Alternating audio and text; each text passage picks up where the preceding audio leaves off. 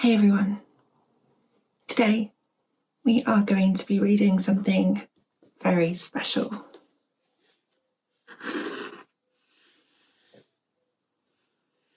This is a book by H.G. Wells.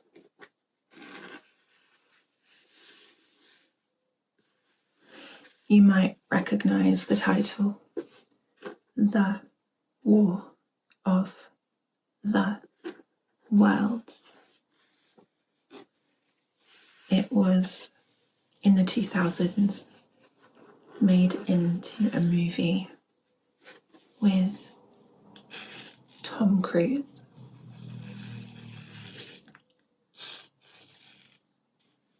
An okay movie, nothing special. This is incredibly special.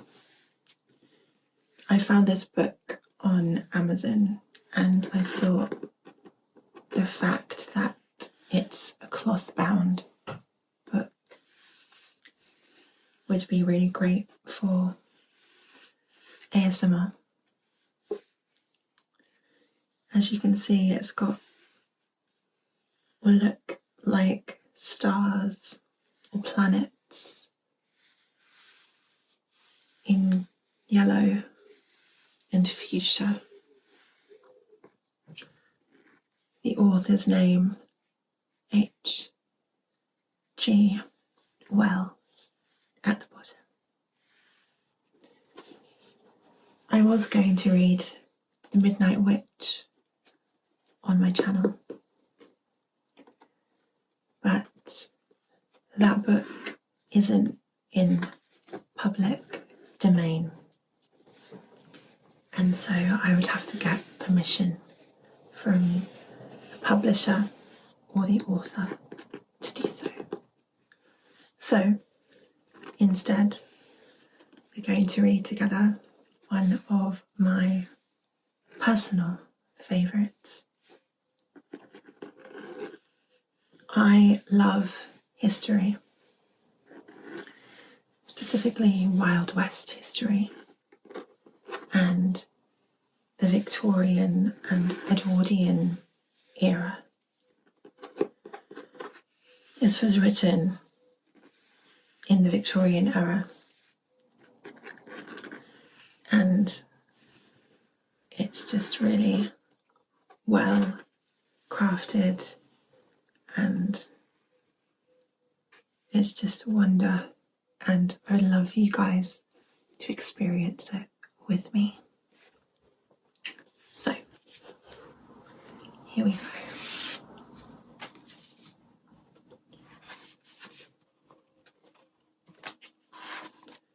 The War of the Worlds.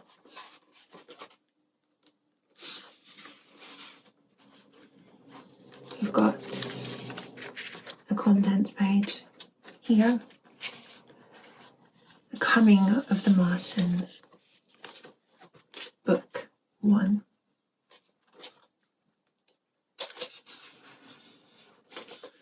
There's a quote here. But who shall dwell in these worlds if they be inhabited? Are we or they lords of the world? And how are all things made for man?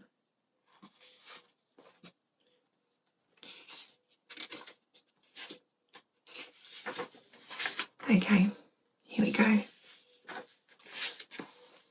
Chapter 1, The Eve of the War. No one would have believed in the last years of the 19th century that this world was being watched keenly and closely by intelligences greater than man's and yet as mortal as his own. That as men busied themselves about their various concerns, they were scrutinized and studied, perhaps almost as narrowly as a man with a microscope might scrutinize the transient creatures that swarm and multiply in a drop of water. With infinite complacency, men went to and fro over this globe about their little affairs, serene in their assurance of their empire over matter. It is impossible that the youth infusoria under the microscope do the same.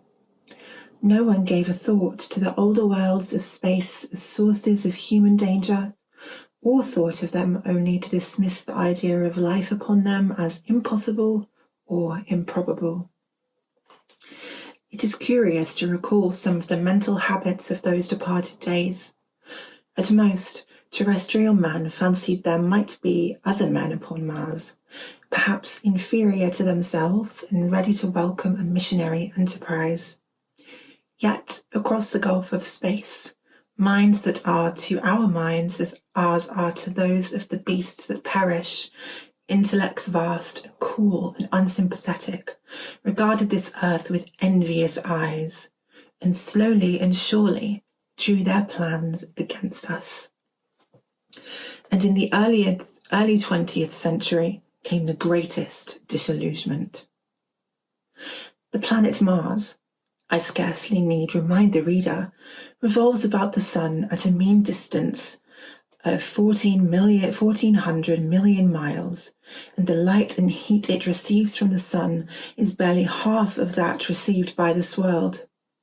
It must be, if the nebular hypothesis has any truth, older than our world, and long before this earth ceased to be molten life upon its surface must have begun its course.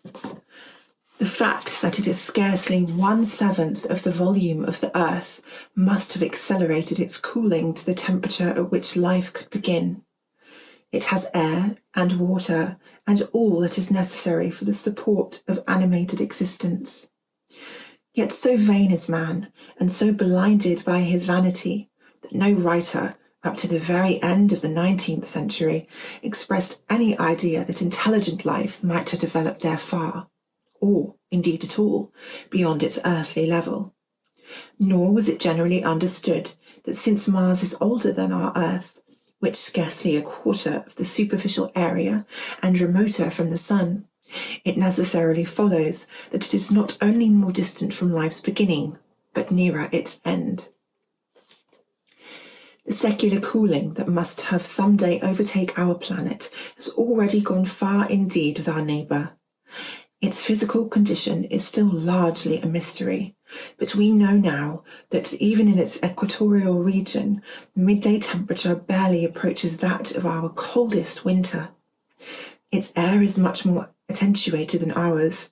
Its oceans have shrunk until they cover but 1/3 of its surface, and as its slow seasons change, huge snow caps gather and melt about either pole and periodically inundate its temperature zones. That last stage of exhaustion, which to us is still incredibly remote, has become a present-day problem for the inhabitants of Mars. And looking across space with instruments and intelligences such as we have scarcely dreamed of, they see, at its nearest distance of only 35 million of miles sunward of them, a morning star of hope, our own warmer planet, green with vegetation and grey with water, with a cloudy atmosphere eloquent of fertility, with glimpses through its drifting cloud wisps of broad stretches of populous country and narrow navy-crowded seas. And we men, the creatures who inhabit this earth, must be to them at least as alien and lowly as are the monkeys and lemurs to us.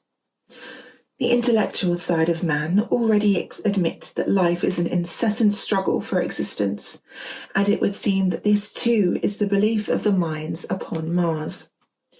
Their world is far gone in its cooling, and this world is still crowded with life, but only crowded with what they regard as inferior animals. To carry warfare sunward is, indeed, their only escape from the destruction that generation after generation creeps upon them. And before we judge of them too harshly, we must remember what ruthless and utter destruction of our own species has wrought, not only upon animals, such as the vanquished bison and the dodo, but upon its own inferior races, The Tasmanians, in spite of their human likeness, were entirely swept out of existence in a war of extermination waged by European immigrants in the space of 50 years. Are we such apostles of mercy as to complain if the Martians warred in the same spirit? The Martians seem to have calculated their descent with amazing subtlety. Their mathematical learning is evidently far in excess of ours, and to have carried out their preparations with a well-nigh perfect anonymity. Had our instruments permitted it, we might have gathered trouble far back in the 19th century. Men like Schiaparelli, with the red planet, it's odd, by the by, that for countless centuries Mars has been in the state of war, but failed to interpret the fluctuating appearances of the markings they mapped so well. All that time the Martians must have been getting ready. During the opposition of 1894, a great light was seen on the illuminated part of the disk, first at the Lick Observatory, then by Perrotin of Nice, and then by other observers. English readers heard of it first in the issue of Nature dated August 2nd. I am inclined to think that this blaze must have been the casting of the huge gun in the vast pit sunk into their planet, from which their shots were fired at us. Peculiar markings, as yet unexplained, were seen near the site of that outbreak during the next two oppositions. The storm burst open upon us 6 years ago now. As Mars approached opposition, Lavelle of Java set the wires of the astronomical exchange palpitating with the amazing intelligence of a huge outbreak of incandescent gas upon the planet. It had occurred towards midnight of the 12th, and the spectroscope, to which he had at once restored, indicated a mass of flaming gas, chiefly hydrogen, moving with an enormous velocity toward the Earth. This jet of fire had become invisible about 12:15. He compared it to a colossal puff of flame, suddenly and violently squirted out of the planet as flaming gases rushed out of a gun. A singularly appropriate phase it proved. Yet the next day there was nothing of this in the papers except a little note in the Daily Telegraph, and the word went in ignorance of one of the greatest dangers that ever threatened the human race. I might not have heard of the eruption at all had I not met Ogilvy, the well-known astronomer at Ottershaw. He was immensely excited at the news, and in the excess of his feelings invited up to take a turn with him that night in the scrutiny of the red planet. In spite of all that has happened since, I still remember the Vigil very distinctly. The black and silent observatory, the shadowed lantern throwing a feeble glow upon the floor in the corner, the steady ticking of the clock of the telescope, the little slit in the roof, an oblong profundity with the stardust streaked across it. Ogilvy moved about, invisible but audible.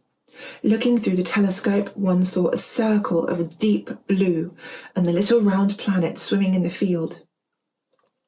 It seemed such a little thing, so bright and small and still, faintly marked with transverse stripes and slightly flattened from the perfect round. But so little it was, so silvery warm, a pin's head of light. It was as if it quivered, but really this was the telescope vibrating with the activity of the clockwork that kept the planet in view. As I watched, the planet seemed to grow larger and smaller and to advance and recede, but that was simply that my eye was tired. 40 millions of miles it was from us, more than 40 millions of miles of void. Few people realize the immensity of vacancy in which the dust of the material universe swims. Near it in the field, I remember, were 3 faint points of light, 3 telescopic stars, infinitely remote, and all around it was the unfathomable darkness of empty space. You know how that blackness looks on a frosty starlight night. In a telescope it seems far profounder, and invisible to me because it was so remote and small, flying swiftly and steadily towards me across that incredible distance, drawing nearer every minute by so many thousands of miles, came the thing they were sending us, the thing that was to bring so much struggle and calamity and death to the earth. I never dreamt of it, and then as I watched, no one on Earth dreamt of that unerring missile. That night, too, there was another jetting out of gas from the distant planet. I saw it, a reddish flash at the edge, the slightest projection of the outline just as the chronometer struck midnight. And at that I told Ogilvy, and he took my place. The night was warm and I was thirsty, and I went, stretching my legs clumsily and feeling my way into the darkness, to the little table where the siphon stood, while Ogilvy exclaimed at the streamer of gas that came towards us. That night, another invisible missile started on its way to Earth from Mars, just a second or so under 24 hours after the first one. I remember how I sat on the table there in the blackness, with patches of green and crimson swimming before my eyes. I had wished I had a light to smoke by, little suspecting the meaning of the minute gleam I had seen and all that it would presently bring me. Ogilvy watched till 1 and then gave it up, and we lit the lantern and walked over to his house. Down below in the darkness were Ottershaw and Chertsey and all their hundreds of people sleeping in peace. He was full of speculation that night about the condition of Mars and scoffed at the vulgar idea of its having inhabitants who were signalling us. His idea was that meteorites might be falling in a heavy shower upon the planet, or that a huge volcanic explosion was in progress. He pointed out to me how unlikely it was that organic evolution had taken the same direction in the 2 adjacent planets. The chances against anything man-like on Mars are 1,000,000 to 1, he said. Hundreds of observers saw the flame that night and the night after, about midnight, and again the night after. And so for 10 nights, a flame for each night. Why the shots ceased after the 10th night, no one on Earth has attempted to explain. It may be the gases of the firing caused by the Martians' inconvenience, dense clouds of smoke or dust visible through a powerful telescope on Earth as little, grey, fluctuating patches spread through the clearness of the planet's atmosphere and obscured its more familiar features. Even the daily papers woke up to the disturbances at last, and popular notes appeared here, there, and everywhere concerning the volcanoes upon Mars. The serio-comic periodical Punch, I remember, made a happy use of it in the political cartoon. And, all unsuspected, those missiles that the Martians had fired at us drew earthward, rushing now at a pace of many miles a second through the empty gulf of space, hour by hour, and day by day, nearer and nearer. It seems to me now almost incredibly wonderful that, with that swift fate hanging over us, men could go about their petty concerns as they did. I remember how jubilant Markham was at securing a new photograph of the planet for the illustrated paper he edited in those days. People in these latter times scarcely realise the abundance and enterprise of our 19th century papers. For my own part, I was much occupied in learning to ride the bicycle, and busy upon a series of papers discussing the probable developments of moral ideas as civilization progressed. One night, the first missile then could have scarcely been 10 million miles away, I went for a walk with my wife. It was starlight, and I explained the signs of the zodiac to her and pointed out Mars, a bright dot of light creeping zenithward, towards which so many telescopes were pointed. It was a warm night. Coming home, a party of excursionists from Chertsey or Isleworth passed us singing and playing music. There were lights in the upper windows of the houses. As the people went to bed, From the railway station in the distance came the sound of shunting trains, ringing and rumbling, softened almost into melody by existence. My wife pointed out to me the brightness of the red, green and yellow signal lights hanging in a framework against the sky. It seemed so safe and tranquil. Then came the night of the first falling star.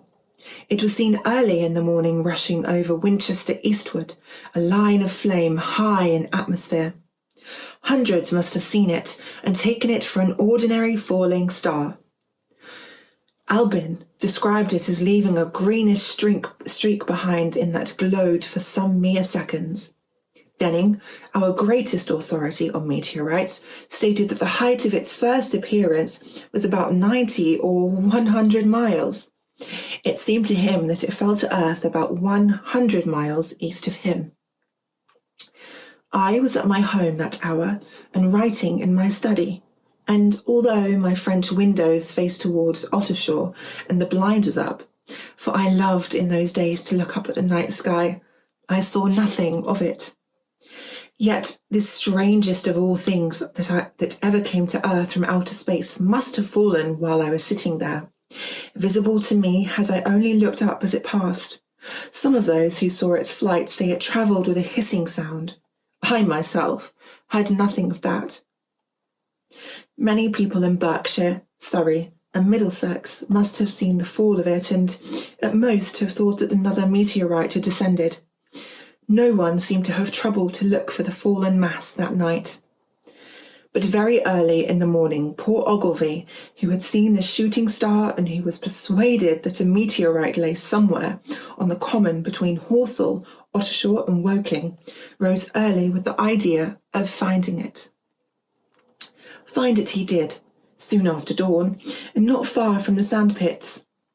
An enormous hole had been made by the impact of the projectile, and the sand and gravel had been flung violently in every direction over the heath, forming heaps visible a mile and a half away. The heather was on fire eastward. The heather was on fire eastward, and a thin blue smoke rose against the dawn. The thing itself lay almost entirely buried in sand. Amidst the scattered splinters of a fir tree, it had shivered to fragments in its descent. The uncovered part had the appearance of a large, huge cylinder, caked over and its outline softened by a thick, scaly, dun-coloured incrustation. It had a diameter of about 30 yards. He approached the mass, surprised at the size and more so at the shape, since most meteorites are rounded more or less completely. It was, however, still so hot from its flight through the air as to forbid his near approach. A stirring noise within its cylinder he ascribed to the unequal cooling of its surface, for at that time it had not occurred to him that it might be hollow. He remained standing to the edge of the pit that the thing had made for itself, staring at its strange appearance, astonished chiefly at its unusual shape and colour, and dimly perceiving even then some evidence of design in its arrival.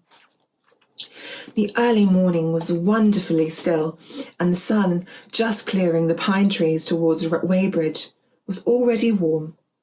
He did not remember hearing any birds that morning. There was certainly no breeze stirring, and the only sounds were the faint movements from within the cindery cylinder. He was all alone on the common. Then suddenly he noted with a start that some of the grey clinker, the ashy incrustation that covered the meteorite, was falling off the circular edge of the end. It was dropping off in flakes and raining down upon the sand. A large piece suddenly came off and fell with a sharp noise that brought his heart into his mouth. For a minute he scarcely realised what this meant, and, although the heat was excessive, he clambered down into the pit close to the bulk to see the thing more clearly. He fancied even that the cooling of the body might account for this, but what disturbed the idea was the fact that the ash was falling only from the end of the cylinder. And then he perceived, very slowly, the circular top of the cylinder rotating on its body. It was such a gradual movement that he discovered it only through noticing that a black mark had been near him 5 minutes ago, was now at the other side of the circumference. Even then, he scarcely understood what this indicated, until he heard a muffled, grating sound and saw the black mark jerk forward an inch or so. Then the thing came upon him in a hollow flash. The cylinder was artificial, hollow, with an end that screwed out. Something within the cylinder was unscrewing the top. "Good heavens," said Ogilvy. "There's a man in it, men in it, half roasted to death, trying to escape." At once, with a quick mental leap, he linked the thing with the flash upon Mars. The thought of the confined creature was so dreadful to him that he forgot the heat and went forward to the cylinder to help turn. But luckily, the dull radiation arrested him before he could burn his hands on the still glowing metal. At that moment he stood resolute, then turned, scrambled out of the pit, and set off running wildly into Woking. The time then must have been somewhere about 6 o'clock. He met a waggoner and tried to make him understand, but the tale he told and his appearance was so wild, his hat had fallen off in the pit, that the man simply drove on. He was equally unsuccessful with the potman who was just unlocking the doors of the public house by Horsell Bridge. The fellow thought he was a lunatic at large and made an unsuccessful attempt to shut him in the tap room. That sobered him a little, and when he saw Henderson, the London journalist, in his garden, he called over the palings and made himself understood. "Henderson," he called, "you saw that shooting star last night." "Well," said Henderson, it's out on Horsell Common now." "Good Lord," said Henderson, "fallen meteorite. That's good. But it's something more than a meteorite. It's a cylinder, an artificial cylinder, man, and there's something inside." Henderson stood up with a spade in his hand. "What's that?" he said. He was deaf in one ear. Ogilvy told him that all he had seen. Henderson was a minute or so taking it in. Then he dropped his spade, snatched up his jacket, and came out into the road. The two men hurried at once to the common and found the cylinder still lying in the same position. But now the sounds inside had ceased, and a thin circle of bright metal showed between the top and the body of the cylinder. Air was either entering or escaping at the rim with a thin, sizzling sound. They listened, rapped on the scaly burnt metal with a stick, and, meeting with no response, they both concluded that the man or men inside must be insensible or dead. Of course, the two men were quite unable to do anything. They shouted consolation and promises and went off back to the town again to get help. One can imagine them, covered with sand, excited and disordered, running up the little street in bright sunlight just as the shop folks were taking down their shutters and people were opening their bedroom windows. Henderson went into the railway station at once in order to telegraph the news to London. The newspaper articles has prepared men's minds for the reception of the idea. By 8 o'clock, a number of boys and unemployed men had already started for the common to see the dead men from Mars. That was the form the story took. I had heard of it first from my newspaper boy about a 8:45, when I first went out to get my daily chronicle. I was naturally startled and lost no time going in and out across the Autonomous Bridge to the sand pits. And that is all we have time for today. I hope that you enjoyed this video, and I hope that you will be back for my next one, in which I will also continue to read The War of the Worlds.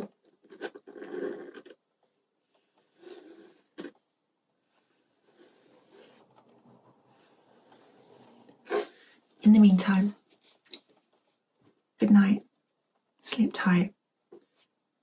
I hope you have a lovely day, whatever it is you're doing, whatever you're watching this video for. And I will see you all again very soon.